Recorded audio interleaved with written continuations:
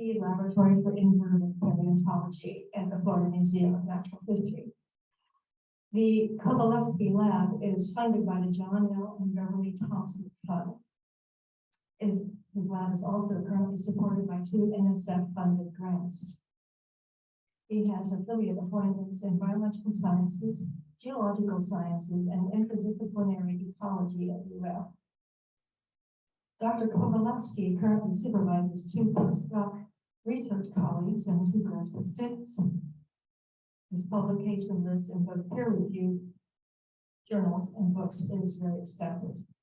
Previously, Dr. Kowalewski was a professor of geobiology at Virginia Tech, where he conducted paleontological research and taught courses in geology and paleontology. He took his MS degree from the University of Warsaw and PhD from the University of Arizona. So I'm very pleased to present Dr. Kowalewski to tell you about dead shells and the mysteries they expose.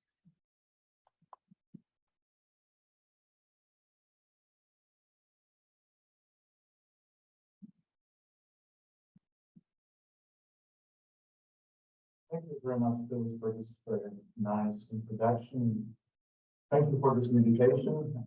Thank you for coming this morning to give me an opportunity to tell you about our research and things that we are doing right now and are most excited about. So if we can maybe share the screen. So I will talk today about a relatively new direction of research in paleontology that is dedicated to issues that are societally relevant, issues such as conservation and management, understanding threats to the natural habitats during contemporary times. So I will really not talk about typical paleontological topics such as dinosaurs or trilobites, but rather I will talk about very recent fossil record, the youngest fossil record. And I want to start by pointing out that what I will present to you today is a product of highly collaborative efforts that involve many people from many institutions. So what I'm presenting to you today is not just my work, it's work of a lot of people who participated in many projects over the years. This was a very international team, people from Europe, from South America, from US, and there was a legion of students and young scientists who contributed greatly to all those projects. And we've been also very fortunate to receive funding from various agencies. So it's all those people and all those agencies that made it possible for me to present what I will be presenting today to you. How is the sound? Can you hear me okay? Okay, good. So when I was preparing this presentation, I realized that there are actually 3 types of paleontology.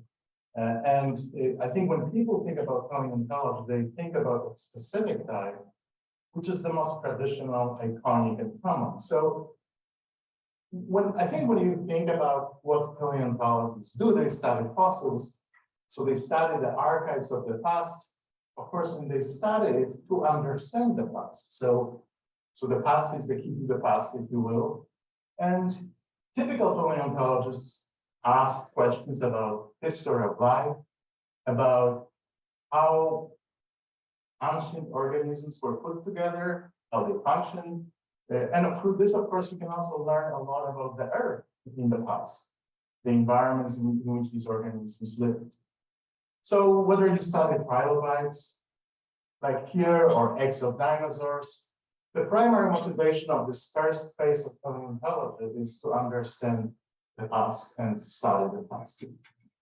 What may be less obvious, but still I think pretty clear, is that paleontologists also very often study contemporary biosphere, its various aspects, but again, this curiosity is driven by their desire to understand better the fossil record. So for example, We may study compound eyes of insects and other arthropods to understand better how trilobites function and what type of vision they may have had. And so this analogy between the two allows us to understand better the history of life. Likewise, if we see nests with eggs of dinosaurs, dinosaurs are gone, but their relatives, birds, are still around, and maybe by studying their behavior, we may understand something about the behavior of dinosaurs. So these are the typical things that paleontologists do. But in the last 2 decades or so, we came to the realization that we also can do something else. And that is, instead of looking back in time, we can look forward. And in a sense, say the past is the key to the future. The past is a history of experiments of various sorts, catastrophes, extinctions. And we can learn what happened to the biosphere and what happened to Earth, and then perhaps appreciate better what may happen in the future. And so one example of that, this is a graph. And this green line essentially shows how ocean temperature in Arctic changed through time. This is in a chunk of time from about 70 million years ago to 40 million years ago. And you can see this dramatic spike in green, where in a very, very short interval of time, the temperature in the oceans jumped several degrees centigrade. And so this perhaps is an analogy for very rapid climate warming that we are experiencing right now. And understanding what happened to animals and oceans during this event and soon after this event may give us some glimpses of understanding of what may happen to the oceans in the near future. So this is the idea of using the past to understand better the present and perhaps even the future. And one of the terms that have been introduced to describe this type of approach is conservation paleobiology. So this term was introduced about 20 years ago. And the idea here is that the youngest fossil record in particular, but also the older fossil record, may tell us something about threats to ecosystems, threats to habitats. And so using the fossils, we can understand threat human ecosystems. And that may potentially allow us to measure how ecosystems have changed under human impacts, and perhaps even predict the future consequences of human impacts. And the reason why this is important is because high quality scientific data about organisms, about biosphere, really don't reach back in time too far, maybe only decades. So if you look here at this plot, this is the time scale on this side, and all these black bars represent different types of hard scientific data that have been collected regarding maybe environmental characteristics of oceans or specific habitats. And most of these data sets don't go back more than 3-4 decades. So all rigorous scientific data we have about environments, about habitats, only go back to 20th century effectively. And yet, of course, by the 20th century, biosphere has been already changed immensely by our activities. So modern scientific data do not tell us about the past. And so we need other types of records. So for example, we can look at historical records. When Christopher Columbus arrived on San Salvador Island in Bahamas, the sailors couldn't come to the shoreline because the entire seafloor was covered by these nasty, spiny things. These were essentially big sea urchins with very long spines, and they couldn't essentially wade through them. Today, they're virtually gone. There's one spot on the island where you can find them. So these type of historical records, like Columbus diaries, tell us something about fundamental changes that has happened in recent centuries. But they are very sporadic records. We have to be lucky, so we know something about San Salvador, but not necessarily about specific coast of Florida. So these are the type of data we need. And it turns out that archaeological data and very young fossil record may provide us with a lot of information about what these ecosystems and what these organisms look like before human impacts became very significant. And sometimes people refer to those types of data as geohistorical archives, in a sense that they provide some type of geological type of data with a historical implications. And these could be fossils, and often these are fossils, but we also have other things. So ancient DNA, stable and the radioactive isotopes that we can extract from the rock record, trace elements, biomarkers, and of course, archaeological data of various sorts, and many types of organismal remains, things like teeth or bones or shells.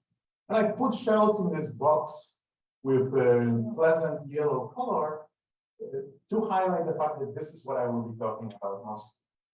But this is just one of many records or archives that you can use, and some of my colleagues look at bones, some of my colleagues look at teeth, using really very similar logic. So I will illustrate how we can learn about very recent past from these type of approaches. And then I'll show you 3 examples from our own research, one from Mexico and 2 from here in Arizona. And that will hopefully drive the point home of what we do and why it matters. So I actually came with 7 reasons why shells are a powerful tool for our knowledge of ecosystems in the very recent past.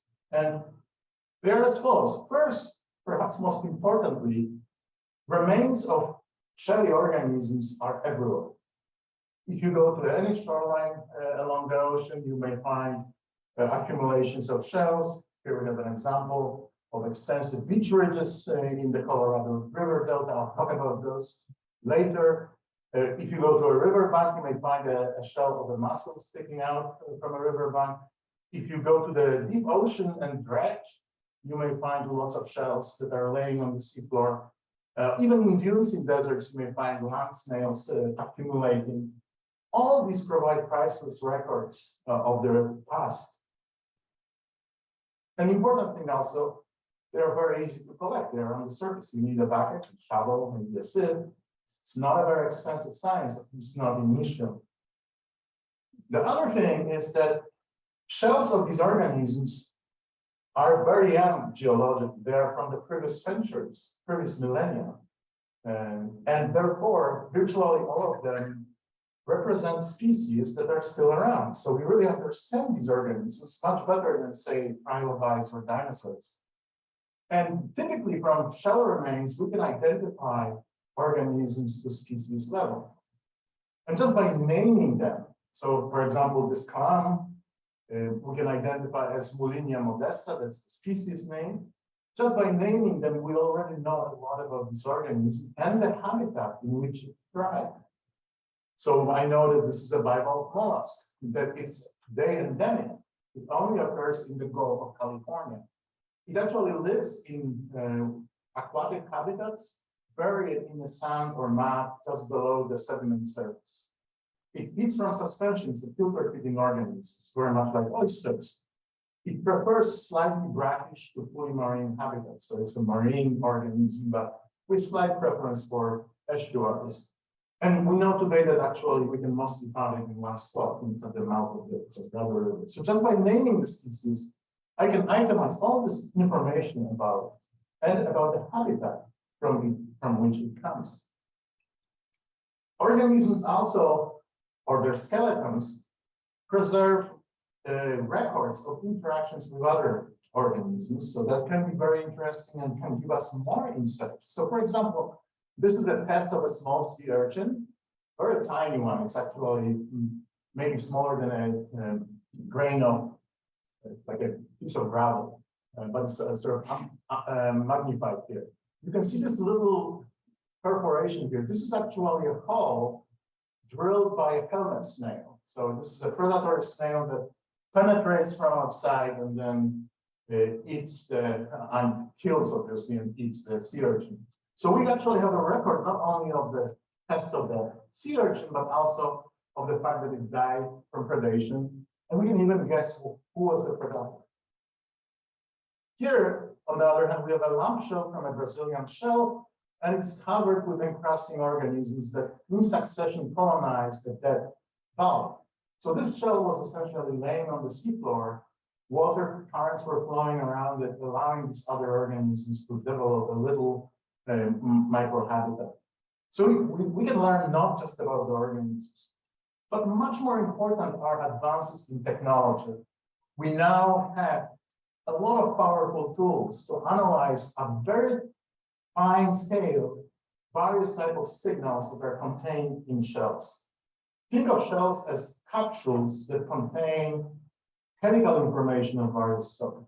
So for example, we can sample at very, very high resolution growth rates in a shell, successively reflecting its growth history, and look at isotopes, which will tell us how temperature changed through seasons. We can look at thickness of those bands to assess how quickly or how slowly this organism grew. There's a tremendous amount of powerful information that we can extract using this modern technology. Even more interestingly, and I'm not going to explain those graphs, I'm just showing you the graphs to highlight strong, clear relations between different methods. There are multiple methods for dating shells. So radiocarbon is probably one you may have heard of, which is a very well-known method for dating. There's also amino acid racemization. Here also, we are witnessing very rapid advances in our technologies. And what advances mean is that we can date more accurately, more precisely, for less money. And so nowadays we can date a lot of specimens individually. And why is this important? That's important because we need to understand how old are those shells. And over the last 2 decades, there was a whole series of projects where various scientists dated shells. And this one is specifically from Brazilian shell. And what you see here is an age distribution of shells. So this is age before present, and this is number of shells. So most of the shells are younger from the last 500 years, but you can see that there are shells that are 1,000 years old, 2,000, 3,000, 5,000. All of these shells are laying on the surface of the sea. They're not buried somewhere deep or converted into rocks. They look like any other ordinary shell you see along the shoreline. And we realize now that that's the rule, not the exception. We date a variety of shells in various habitats. So I think you may consider this amazing when you go to a local beach and you pick up a shell from shoreline. Most likely that shell is pre-Columbian, because on average they will be several hundred years old. Some of them will be younger, some of them will be from Roman times or even older. So it's pretty amazing what a wealth of historical information we have just just available on the surface. We can just pick them up and study. Of course, dating is more expensive, and that's where funding is needed. We also have very dramatic advances in computation and analytical methods. So we have more and more sophisticated methods on our more sophisticated tools for analyzing data. So we can handle more data, more complex data. We can ask much more ambitious questions about our data. And this is an example of machine learning technique to evaluate when oysters were harvested in archaeological middens. And it turns out that they were not harvested during the summer. Very much like today, we know that oysters in summer don't taste well and they have more parasites. They also knew that 4,000 or 5,000 years ago, and they mostly harvested them in the winter and early spring. And these type of models, we could not really sort of pinpoint that estimate. So let me just summarize this very general introduction. Why this approach of conservation paleobiology works relates to the fact that we have young fossils everywhere. And again, I'm using shells, but this would apply to teeth or bones and many other things. We can identify these remains at species level, and that gives us a lot of information. We can learn about interactions with other organisms very often, such as predators or parasites. We can use advanced instrumentation to analyze a variety of signals contained in those shells. So these are like little time machines that contain all this information. And we can acquire this cheaper, faster, more precise, higher quality data. And every year it's improving. We can date individual fossils, so we can essentially pick up hundreds of shells. Right now, we can even do thousands. So we just got a new grant funded by National Science Foundation, in which we propose to date 1,000 specimens from seafloors. And so this becomes feasible. When I was starting this work almost 30 years ago, dating 5 specimens was exciting. It was like, wow, we have 5 dates. Now we're talking about thousands. And these dating efforts made us realize how much time is represented by these systems. The wealth of temporal information that reaches far beyond industrial revolution, far beyond huge human impacts. And we also have these advances in data analysis that allow us to analyze much more extensive and complex data in a more sophisticated way. So this is, in a nutshell, this geohistorical approach or conservation paleo approach, where we are hoping to gain long-term historical perspective. We can use diverse proxy data. We can essentially establish a baseline of pre-human conditions, what these ecosystems, what these habitats were like before we came and messed them up, right? And the implications, of course, are not just scientific, such as understanding long-term ecosystem dynamics, but also a historical perspective on ecosystem resilience. And above all, hopefully we can estimate magnitude of anthropogenic changes and perhaps even guide some of the restoration efforts. But that's sort of a hope for the future of this discipline. So I'll show you 3 examples. This is actually from my dissertation work many, many years ago. So in the mid-1990s, I was actually working here in the Colorado River Delta on this side. So we are in Mexico. And of course, Colorado River is a very extensive, large river that comes from the Rockies. It's also a very famous river because it has been very heavily altered by humans. So you can notice that this delta is actually not really active. This is a relatively modern satellite image. You hardly can see any water here in the river. And that's because we constructed many dams on Colorado River, and we essentially siphoned out all the water for various uses. So this is a very interesting graph. This is one of those exceptional cases where we actually have hard scientific data going back to 1800s. And what you see on the y-axis here is annual discharge, and trust your countrymen to come up with units that no one can understand, right? So these are millions of acre feet. And, I have no idea what that means, but I asked my American friends and they told me that's a lot of water. So this is a lot of water. This is actually from water flow measured in Yuma, Arizona, at the border with Mexico. So this is not even the delta, that's what flows into Mexico. And you can see that in late 19th century, the flow was measured in tens of millions of acre feet.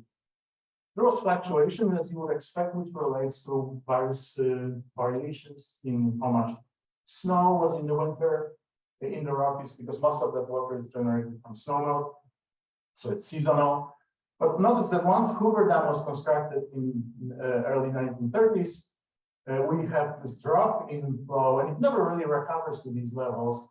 And then by the time we get Glen Canyon Dam in 1960s, we are getting to the point where there's almost nothing here, right? And then we have a couple of spikes when there were like hot years and there was a lot of snow in the Rockies and they released a little bit of water.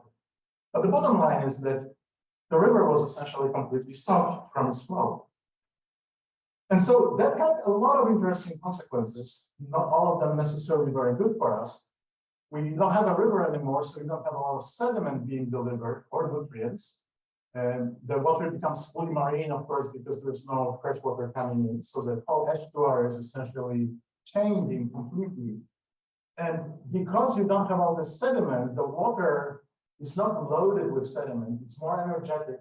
it's a macro tidal system. There's 9 meters, almost 30 feet tidal range. It's one of the highest tidal ranges in the world, which makes working there in the mud very funny, when you have to run and the tide is chasing you. So, but the point here is that because of this whole area entered an erosive phase.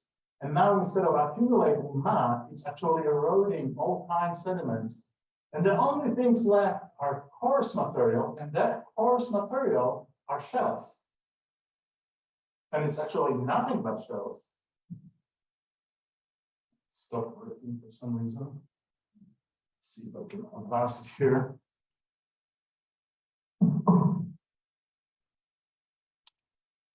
Yeah, so this is shells and nothing else. This is not sand. It's hard to see that, but this is pure shell. I think I have another. This is a close-up of this surface. It's absolutely amazing place. And it's not very exciting for shell collectors because 99% of these shells is one species, and that's the name, Moulinia modesta, the one that I showed you before. And that's actually Moulinia modesta. And so there's an incredible amount of shells there. And if you are doing field work there for 2 weeks, in the sun, and your brain is starting to fry, you start asking very weird questions. And if we see this, you can't help but start wondering, how many shells do we have here? And of course, at one point, we decided, okay, let's actually try to estimate that. And I'm not going to go into detail of all these computations, but we actually use hard data like satellite images and field measurements to estimate the volume of these beach ridges. And then we estimated the density of shells per unit of volume. And we came up with this amazing number of 2 trillion shells, which is 2 and all these zeros. That's how many shells we think are there. And the point here is that when we were doing these estimates, each of those numbers was deliberately underestimated. We took the smallest possible value that we could estimate. So if there was uncertainty, we took the lowest value. So this is almost certainly grossly underestimating how many shells there are in the system. There are probably many more. But we wanted this to be as conservative as possible. And of course, one thing that you may ask is, well, does it matter that we have like 2 trillion shells? Is this really actually meaning anything? And it all depends on time, right? Are these 2 trillion shells from the last 5 years? Meaning that there's incredible productivity in the system, or do they represent millions of years and there's maybe only a few clams every year, but over 1 million years they accumulated from the beach. So that's really critical, but we cannot answer this without knowing the time. And so here is the radiocarbon dating that can come to our rescue. We dated shells, and it turns out that virtually all those shells are from the last 1,000 years. So the youngest shells, notice, are not from the late 20th century. There are no shells that came from individuals in the late 20th century. Remember, Hubbard Dam was constructed in here. It suggests that there was essentially near total extinction of Moulinia modesta. It's nothing. But they were pretty common through time, but virtually all these shells that accumulate are the last 1,000 years. So now we know what amount of time is represented by these shell accumulations. We can make some other assumptions or estimates how long individuals lived, what was the area they lived in, from which these shells were eroded. And at the end of the day, we came with this, again, this is a very conservative estimate. Every number is deliberately low.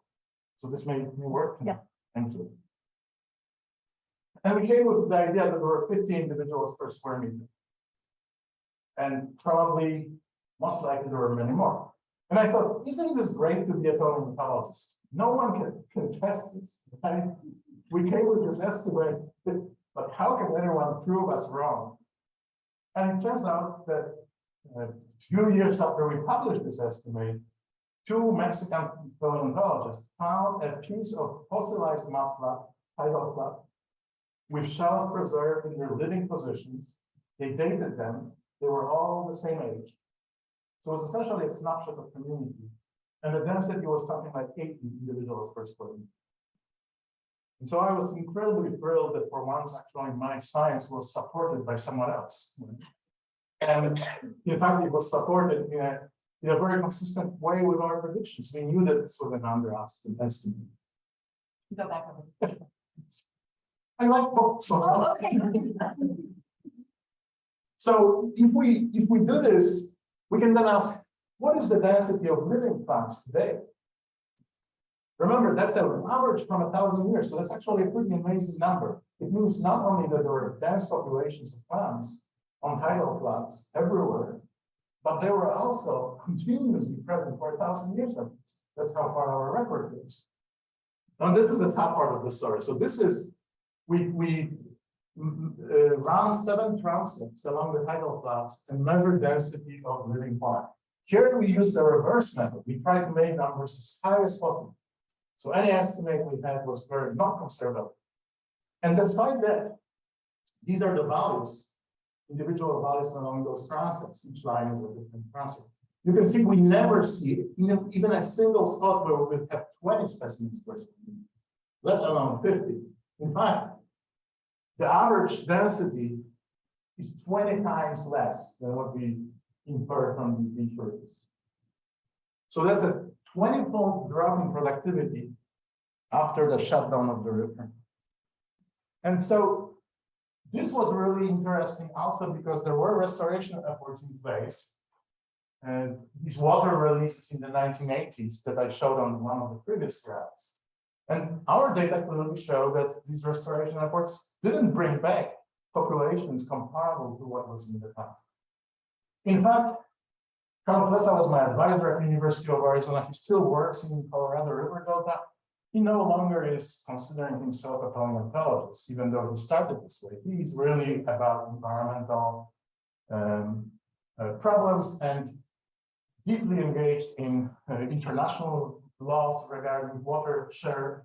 And this study, among others, there are multiple other studies along the same lines, looking at the historical data, was a basis for arguing that nature deserves a share of water.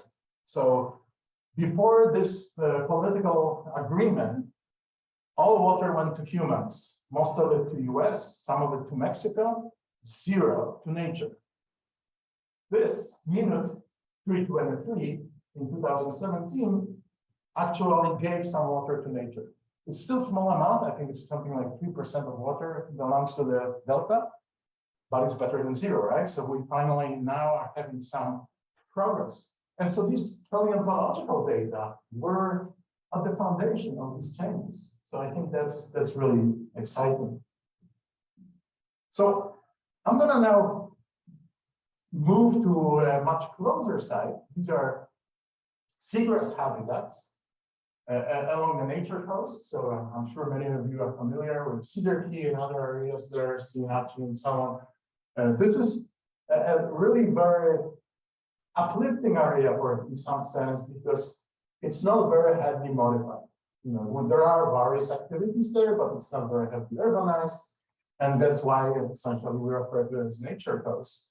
And it's one of the surviving seagrass systems. We have very extensive seagrass meadows, a second or third largest extent of seagrass meadows in the Gulf of Mexico, and one of the largest in North America. And as you may know, seagrasses are vanishing at alarming rates, you know, in various parts of the world. But here, we still have really good conditions.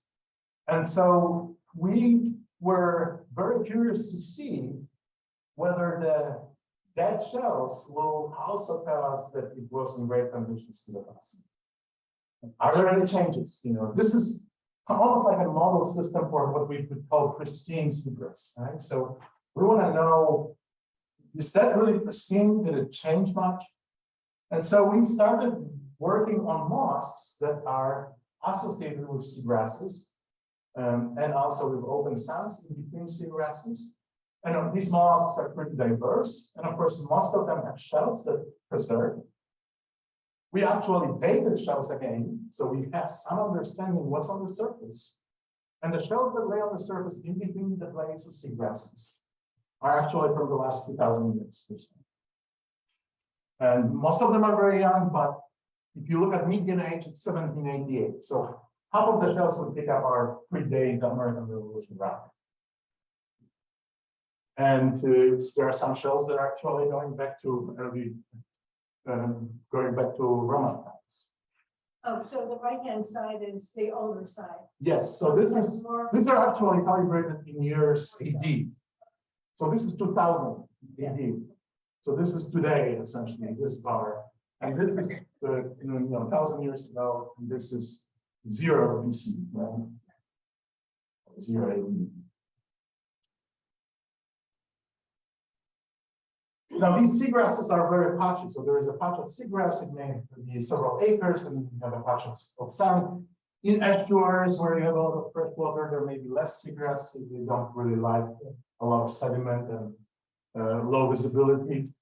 But you can see that there are some sites here that are seagrass, and they've been seagrass for at least 30, 40 years because there has been a number of projects to monitor those. And these are sands, open sands.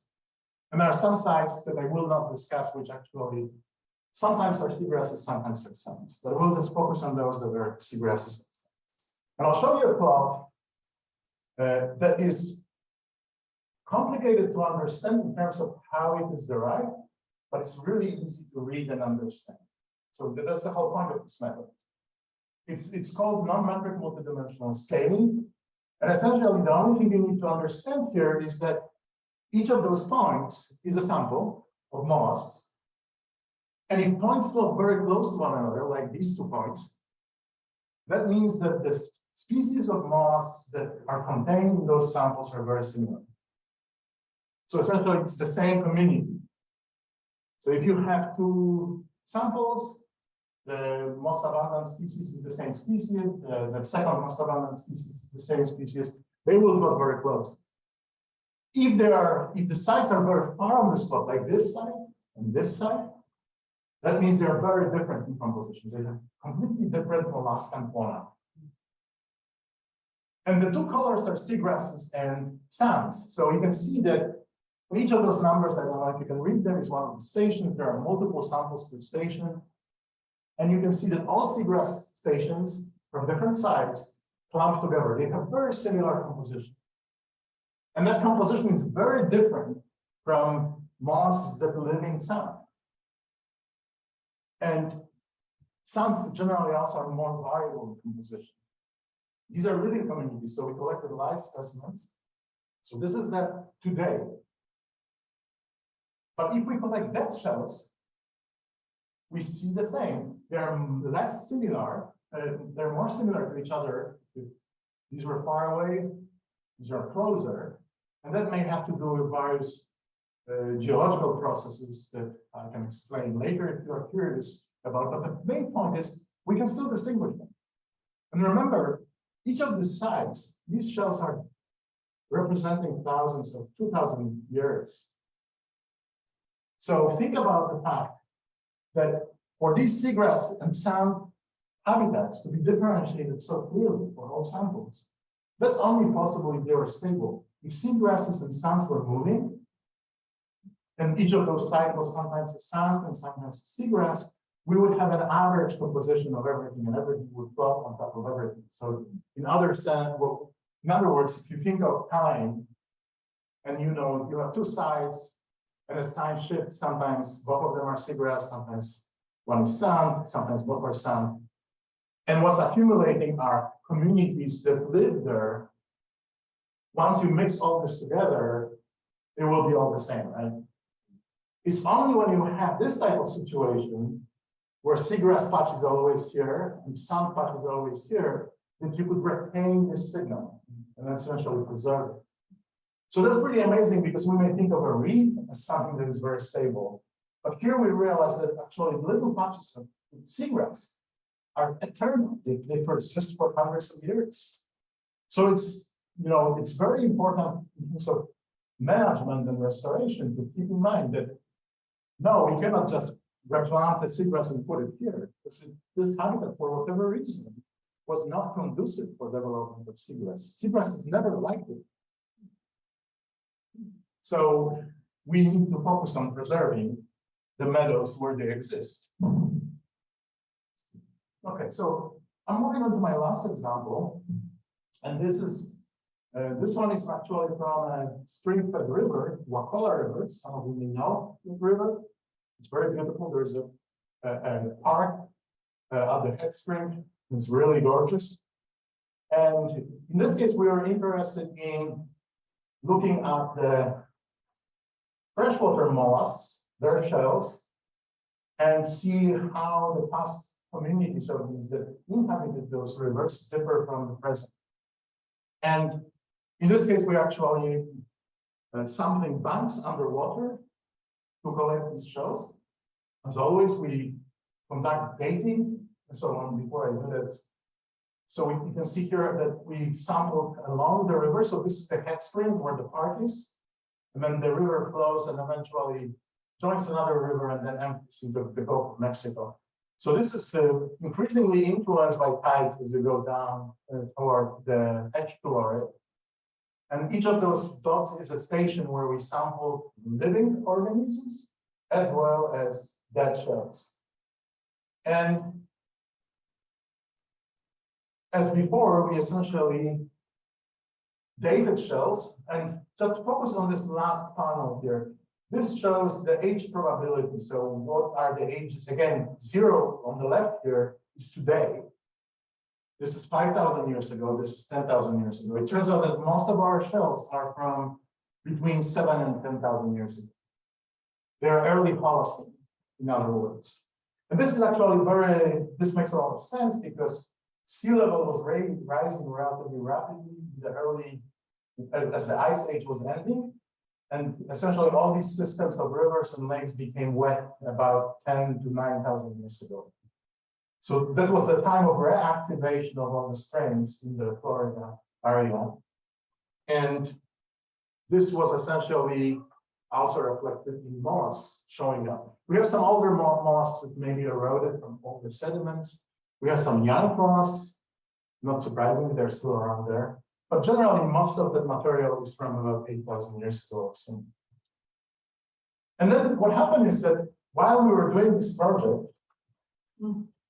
something really catastrophic happened. And that was Hurricane Michael, no relation to me. And this essentially affected this river dramatically. The maximum storm surge was 4.3 meters, so that's more than 12 feet. And essentially, the river flow reversed completely all the way to the head spring. So even the head spring was actually flowing into the spring. So that's a really dramatic change. As I mentioned, we collected live specimens before the hurricane. So we said, oh, this is a really great opportunity to see what happened to mollusks after the storm. So we went a few months after the storm and collected them again, and then again, a few months later. And remember, we also collected these old shells from 8,000 years ago. So let's look first at living communities and let's ask a question. How devastating was this hurricane to these communities of mollusks? How did they change? And I'll explain those graphs because you'll see how much of them, they're actually quite straightforward. Each of those bars represents one station. So W1 is a head spring, that's the bar. And each color represents different species. So like in W1, before the hurricane, we found only 2 species. One of them was very, very abundant. And the other marked in red was very, very low. But there were only 2 species, so very low diversity. And the thing to understand too is that red means invasive or non-native species. Things like Corbicularia or zebra mussel, things of that sort. Whereas green means native species that are known from this region, including the fossil record. So if you look at other sites, W2 also has some invasives. This is the park, this is a protected park. And starting from W8 here, it's unprotected. You can see that especially in the head spring area, there's very few invasives. But generally, there are very few species of native snails as well. We couldn't find anything, or we didn't have data at the W9 because there was a mating season for alligators, and there was a very large male that didn't like us to sample there, and we decided that science is not working. So we have a missing data point. It's kind of an alligator. And then we have W10 and W11. These sites actually are marked in blue because there's only one species of snail, but that's a marine snail that can actually function in brackish and freshwater conditions, but has very hard time dispersing upward, upstream. But it already penetrated to this part of the river, which is still tens of miles from the estuary. So that's before the hurricane. So what happened after hurricane? We have this. So here we don't have data from the head spring, and that was not due to the alligator, it was a logistical issue. You can see that there are many more invasive species. There are in fact 2 of them. They have slightly different shades of red. They are also present here. We now see that actually this marine snail encroached here. We also see some invasives, but generally there are more invasives, and there is this march upstream by this marine snail, which by the way is a native snail, but it's of course from marine habitat. We came back 7 months after the hurricane, and you can see that there is actually more diversity of native species here in the head spring. So in the protected state part, there is a really good recovery of native snails. But in the farther downstream, we have domination of invasive, and this freshwater, this marine snail shows up now at station W8, so all the way to the bridge here. Now, is this a dramatic change? How can we evaluate this, right? Clearly, there are some changes, but we don't know what the system looked like before we came and before the human footprint became huge. So perhaps we can gain some understanding of how dramatic this hurricane was by looking at the fossils. And here are the fossils. Well, not surprisingly, you don't see any red, right? Because all these invasives came to the system in late 20th century. So obviously, when we are sampling shells that are thousands of years old, we won't see any non-native species. But we also can see there's many species on each side. And many of these species persist throughout. There's no marine snails. That's a very dramatically different system, right? And if you look at this historical context of very diverse native dominated system with exclusively freshwater mollusks, then you can consider the hurricane impact as kind of trivial. Yeah, it made things a little bit worse, but the jump from here to here is dramatic compared to any changes we observed before and after the hurricane. And this is where we see the value of this approach, that we can essentially provide a perspective. So when we see changes happening today, we can appreciate better how severe those changes are, or not, as that may be. So I hope that these examples gave you some sense of why we're doing this and what you can do with this type of data. This is a very young discipline. I think we are just at the start of exploring the potential of these approaches. And in fact, if you look at older scientific literature, we are not the first ones to use fossils and other historical data to assess human ecosystem interactions. It's just that all the technological advancements, the dating, the computational methods, make it now possible to actually use this method in a much more powerful way and gain knowledge we couldn't gain, say, 50 years ago. So this is the modern approach of conservation paleobiology. And the main reason this works in my mind is because these dead remains are essentially representing centuries or even millennial records. And so I hope that conservation paleobiology will increasingly become a player in advising conservation issues. We are very early in that game, and we're still learning how to communicate to management and politicians, but I think we have quite a lot to offer. I will also say at the very end, just as a shameless advertisement, that we were fortunate enough to get another grant from National Science Foundation that essentially supports a network of conservation paleobiologists. And this is the hub for this network is here at the University of Florida. So we are the home of Conservation Paleobiology Network. And this is essentially an organization that, this is an out-of-date figure. We actually have over 600 members now. Many of them are scientists, many of them are students, who aspire to be scientists, but we also have people from management, from national parks, from water management districts, people who are practitioners and stakeholders when it comes to environmental issues. And as you can see, we are very international. We actually have probably close to 50 countries now engaged in our network. So this is happening just next door, and we're very excited about bringing together all those people. So that's all I have to offer today, and thank you for your attention, and I will welcome any questions. Thank you.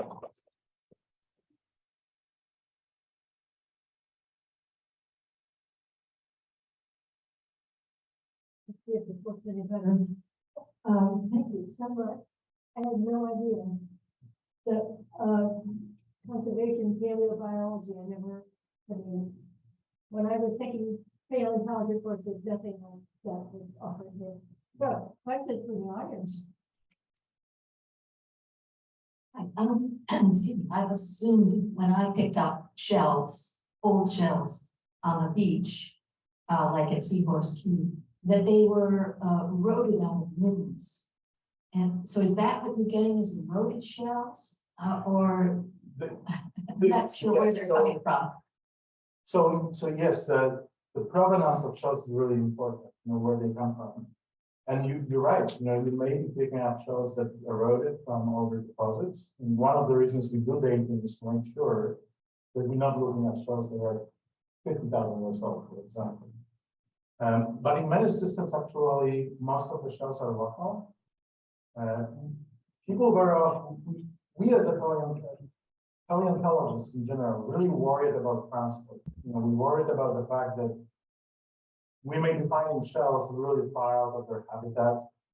We may be finding shells that are mixed from different ecosystems. But the last 30 years suggest that, except for very unusual habitats, that mixing is very trivial and inconsequential. Most of the shells are actually found where they live. And if you remember the seagrass example, if these shells were transported for kilometers, everything would be mixed, and you could not differentiate between seagrasses and sands. But your point is really important. I mean, we do need to be very mindful about the contamination by shells that may be of different origin and that can really affect the interpretation. So we are careful in selecting habitats where we know the transport is not a big issue. And we also are doing the dating to make sure that the shells represent the time we expect them to represent. Okay, we have Ellen too. Ellen, would you like to go ahead and ask your question or? Yes, thank you. A terrific presentation. Two things. One, a comment. I was struck by the last segment where you indicated that grasses grow where grasses grow.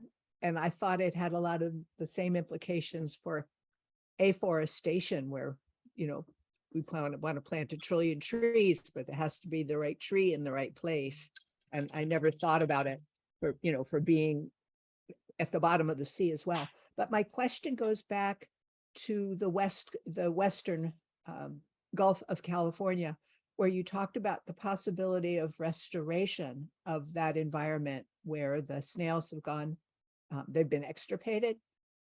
Is there a living snail that can be farmed and put back there if water does end up back in the Gulf? So that was actually a clam rather than a snail. There are also snails there.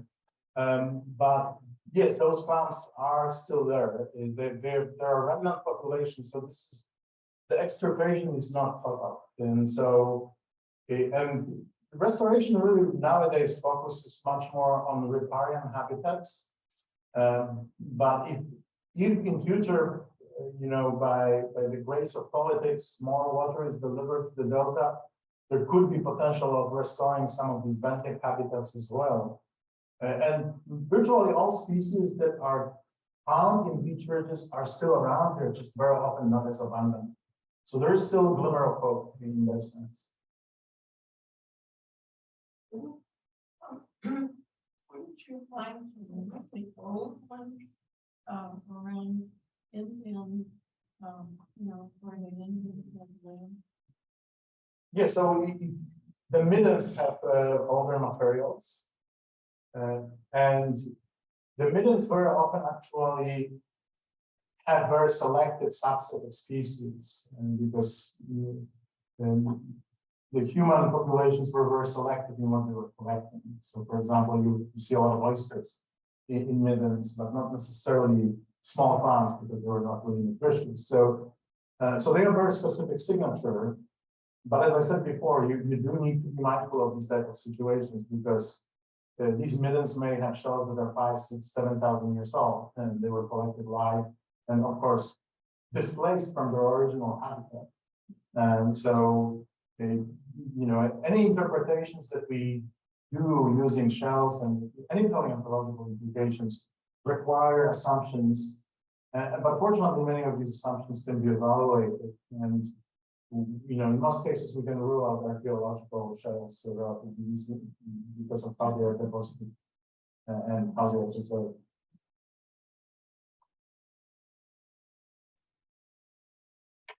I was interested in the data from the Colorado River with the impact of the lack of flow. I'm wondering, are they using that data to argue to keep the water flowing in Apalachicola? I don't think they're using this data, but that's really an excellent point. That there is a lot of analogies. The Colorado River is one of many rivers that have been affected by human intervention, and therefore the flow has been either greatly reduced or arrested completely. I know that in some rivers, ironically, in some rivers in China, they were using some of our data to make case for actually limiting further modifications to certain rivers. But that's a pervasive issue. It's not one river or two, unfortunately. There are various agencies and organizations that are attempting to replant seagrass beds where they've been killed by pollution. Not that they've solved the pollution problem, but I wonder how to what degree they may be paying attention to your findings about seagrass grows where it grows. Yeah, so we are actually now in conversations with some of the water district managements in Florida, specifically pertaining to Indian River Lagoon, because we think that our approach could be really useful in retroactively mapping where seagrasses were, right? Because you can use these dead shells to essentially pinpoint the shell accumulations that are diagnostic of seagrasses versus those that represent different habitats. And so that is a first step because you can essentially identify the places where seagrasses was happy to grow. And so maybe in 2 years, if you invite me again, I'll tell you the new story about that. But right now we're just communicating.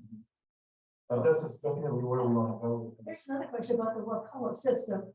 Of course, in the last 50 years, the Wakulla springs have been greatly impacted by increased nutrient flows, and the pollution in the spring basin is very evident. So that's one impact. Did you control for that in your evaluation of the different species responses to the hurricane? So this is something we are working on. What I showed you is this initial analysis that is kind of a big picture analysis of whole communities. But we're now looking much more specifically at individual species responses and how they map and what they are sensitive to. And I didn't mention this, but we actually have also data from Silver River and Silver Springs. And so this is a bigger effort in trying to really understand what these communities of mollusks what did they look like when the system was still relatively pristine, and what are they sensitive to? Because the issue of, eutrophication and nutrients, that's very common across many rivers in Florida. It's not unique to Wacola. Wacola has also some other interesting pollution problems. One of them is that if you go to the head spring for decades, people have been throwing coins. And we've been diving there, and you essentially scoop a handful of sand. You'll probably have enough, sands to buy a burger. And so there's actually, I think, metal pollution that is just related to the simple fact that at the very head spring where all water flows out, you have probably several tons of copper that have been deposited by humans as part of the wishful thinking, I guess. So there's a lot of issues. These systems are very complex, but hopefully this historical data will give us some sense of what it was like before the recovery times, before there was agriculture or something.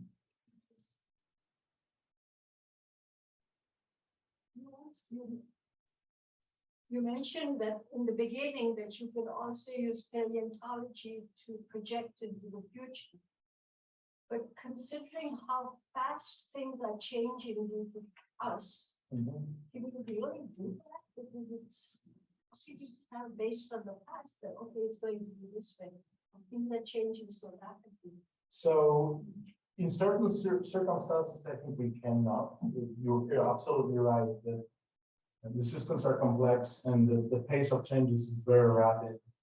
But I think in certain circumstances, we can make, like with the seagrass example, we can make a prediction that if you want to restore the seagrasses, you should really focus on areas where seagrasses lived before. And therefore, we can also make a projection that no matter what happens, probably where sand is, seagrasses will never grow again, regardless of how the environment changes. But like every extrapolation, it's an extrapolation. And so any prediction that any forecast, it doesn't pertain to paleontology, but any discipline, is really probably increasingly uncertain as you move forward, in fact. So that's not unique to paleontology. I think in any forecasting, we can maybe predict the city growth, for example, for a year or two, but not for 20. That's very hard to do. So our thinking is more predicting, the potential outcomes and pathways, in the short term, depending on what's there right now and what was there in the past. Go ahead. In South Florida, you go about 20 miles in from the beach or so, there are those coral ridges, and the shells that you'll find just sort of, you dig a little bit, they're fossilized. Are the shells you're taking out of the ocean depth, are they fossilized or are they still shells? There are still shells. And in fact, it's one of the interesting things and somewhat frustrating that the quality of shell doesn't tell you how old they are. Because initially we were hoping, the shell looks bitten up, and really sort of lost its luster, it has some stains, perhaps it's older, and it looks perfectly pristine and shiny, perhaps it died yesterday. It turns out that that's not the case. You can have a shell that looks shiny and beautiful and it's 500 years old, and you can have a shell that looks horrible and is very heavily altered and actually dates of 30 years ago. So it's not, but they're not fossilized in the sense you mean that they turn essentially, they recrystallize, they change their composition. They still are essentially modern shell remains. And of course, if they're fossilized, that doesn't necessarily mean that they're old too, because we can have very rapid fossilization in certain areas.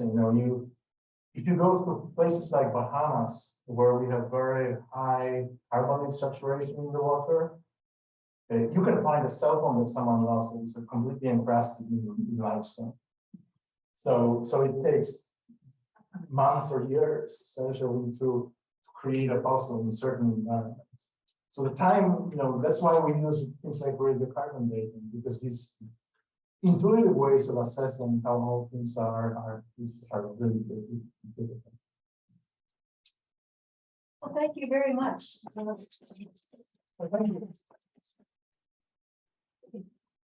you.